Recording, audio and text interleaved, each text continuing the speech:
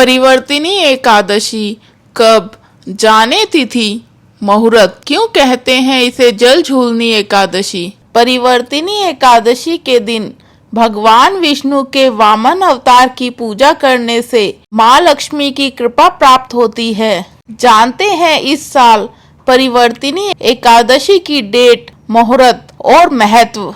भाद्रपद माह में आने वाली एकादशी को परिवर्तिनी एकादशी कहा जाता है। परिवर्तिनी एकादशी के दिन भगवान विष्णु के वामन अवतार की पूजा करने से माँ लक्ष्मी की कृपा प्राप्त होती है। घर में अन्न, धन और खुशहाली की कभी कमी नहीं होती।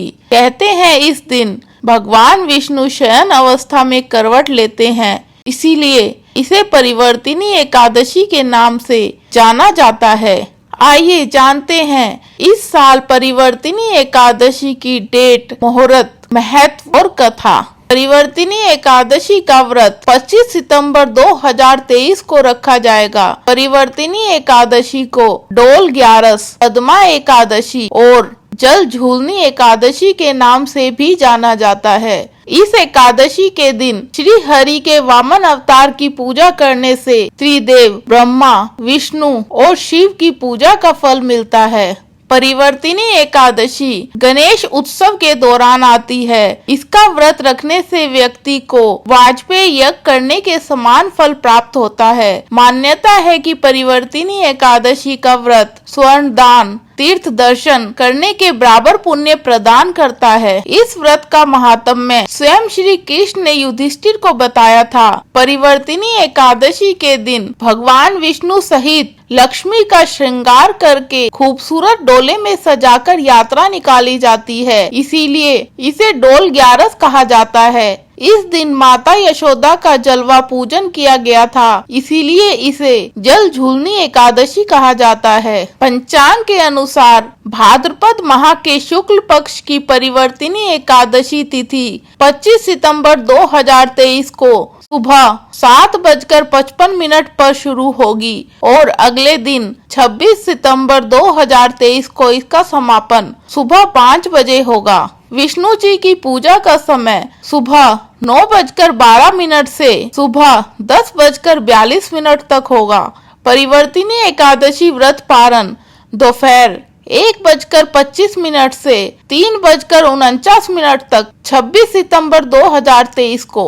राहु काल सुबह 7:41 से सुबह 9:12 तक। परिवर्तिनी एकादशी व्रत पूजा विधि। परिवर्तिनी एकादशी का व्रत और पूजन, जिसे पाशर्व एकादशी व्रत के नाम से भी जाना जाता है, ब्रह्मा विष्णु समेत तीनों लोकों की पूजा के समान है। इस व्रत की पूजा विधि इस प्रकार है। एकादशी का व्रत रखने वाले मनुष्य को व्रत से एक दिन पूर्व दशमी तिथि पर सूर्यास्त के बाद भोजन नहीं करना चाहिए और रात्रि में भगवान विष्णु का ध्यान करते हुए सोना चाहिए। व्रत वाले दिन प्रातः काल उठकर भगवान का ध्यान करें और स्नान के बाद व्रत का संकल्प लें। इसके बाद भगवान विष्णु की प्रतिमा के समक्ष घी का दीपक जलाएं। भगवान विष्णु की पूजा में तुलसी, ऋतुफल और तिल का प्रयोग करें। व्रत के दिन अन्न ग्रहण न करें। शाम को पूजा के बाद फल ग्रहण कर सकते हैं। व्रत के दिन दूसरों की बुराई करने और झूठ बोलने से बचें। इसके अतिरिक्त तांबा, चावल और दही का दान करें। एकादशी के अगले दिन द्वादशी को सूर्योदय के बाद पारण करें और जरूरतमंद व्यक्ति ब्राह्मण को भोजन व दक्षिणा देकर व्रत खोलें। परिवर्तिनी एकादशी व्रत की कथा। पांडुनंदन अर्जुन ने कहा, हे प्रभु, भादो की शुक्ल पक्ष की एकादशी का क्या नाम है तथा उसके व्रत का क्या विधान है? उस एकादशी के उपवास को करने से किस फल की प्राप्ति होती है? हे कृष्ण, कृपया करके सब समझाकर कहिए।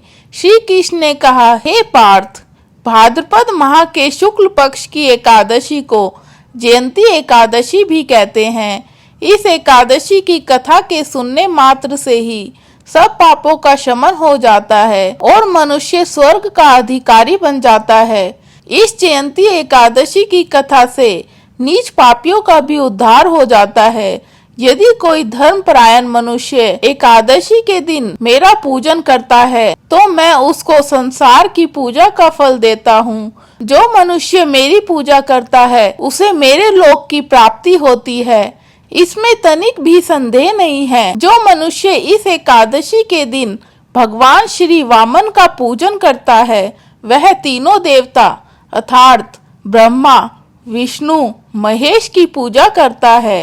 हे पार्थ, जो मनुष्य इस एकादशी का उपवास करते हैं उन्हें इस संसार में कुछ भी करना शेष नहीं रहता। इस एकादशी के दिन भगवान विष्णु करवट बदलते हैं, इसीलिए इसे परिवर्तिनी एकादशी भी कहते हैं। यह सुनकर विस्मित होकर अर्जुन ने कहा, हे जनार्दन, आपके वचनों को सुनकर मैं भ्रम में पड़ गया हूँ कि आप किस प्रकार सोते तथा करवट बदलते हैं। आपने बलि को क्यों बांधा और वामन रूप धारण करके क्या लीलाएं की? चातुर्मास्य व्रत का विधान क्या है तथा आपके शयन करने पर मनुष्य का क्या कर्तव्य है? कृपया करके आप सब विस्तार पूर्वक कहिए। भगवान श्री कृष्ण ने कहा, हे कुंती पुत्र अर्जुन, अब तुम समस्त पापों का शमन करने वाली इस कथा का ध्यान पूर्वक श्रवण करो। त्रेता युग में बलि नामक का एक असुर था। वह अत्यंत भक्त, दानी, सत्यवादी तथा ब्राह्मणों की सेवा करने वाला था। वह सदा यज्ञ, तप आदि किया करता था। अपनी इसी भक्ति के प्रभाव से वह स्वर्ग में देवेंद्र के स्थान पर राज्य करने लगा। देवराज इंद्र तथा अन्य देवता इस बात को सहन नहीं कर सके और भगवान श्री हरि के पास जाकर प्रार्थना करने लगे। अंत में मैंने वामन रूप धारण किया और तेजस्वी ब्राह्मण बालक के रूप में राजा बलि पर विजय प्राप्त की। यह सुनकर अर्जुन ने कहा, हे लीलापति, आपने वामन रूप धारण करके उस बलि को किस प्रकार जीता? कृपया करके सब विस्तार पूर्वक बताइए।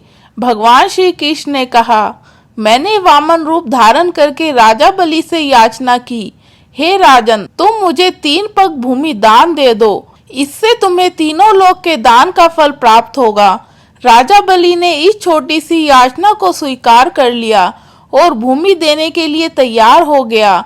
जब उसने मुझे वचन दे दिया तब मैंने अपना आकार बढ़ाया और भूलोक में पैर, भुवन लोक में जंघा, स्वर्गलोक में कमर, महलोक में पेट, जनलोक में हृदय, तपलोक में कंठ और सत्यलोक में मुख रखकर अपने शीर्ष को ऊंचा उठा लिया।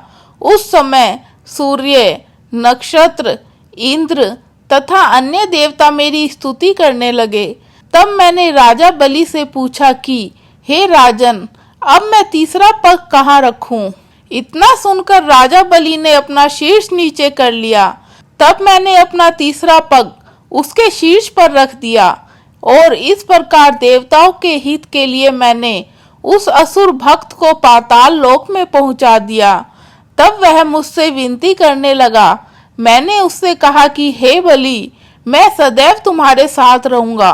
भादों के शुक्ल पक्ष की परिवर्तिनी नामक एकादशी के दिन मेरी एक प्रतिमा राजा बलि के पास रहती है और एक क्षीर सागर में शेषनाग पर शयन करती रहती है। इस एकादशी को विष्णु भगवान सोते हुए करवट बदलते हैं, इसीलिए इस दिन त्रिलोकीनाथ श्री विष्णु भगवान की पूजा की जाती है। इसमें चावल और दही सहित चांदी का दान दिया जाता है। इस दिन रात्रि को जागरण करना चाहिए। इस प्रकार उपवास करने से मनुष्य सभी पापों से मुक्त होकर स्वर्गलोक को जाता है। जो मनुष्य पापों को नष्ट करने वाली इस एकादशी व्रत की कथा सुनते हैं उन्हें अश्वमेध यज्ञ के फल की प्राप्ति होती है। जय श्री हरि।